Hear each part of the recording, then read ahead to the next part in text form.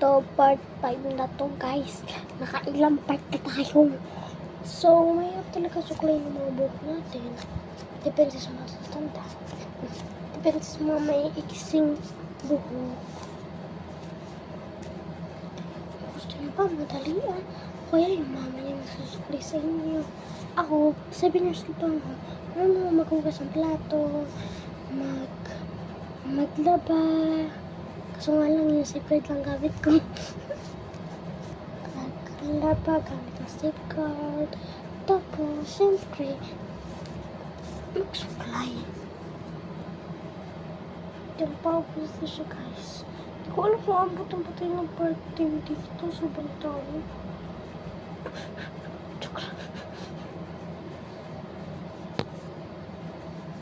Basta susunod, magka-upload tayo. Okay, naubusan tayong time. Go.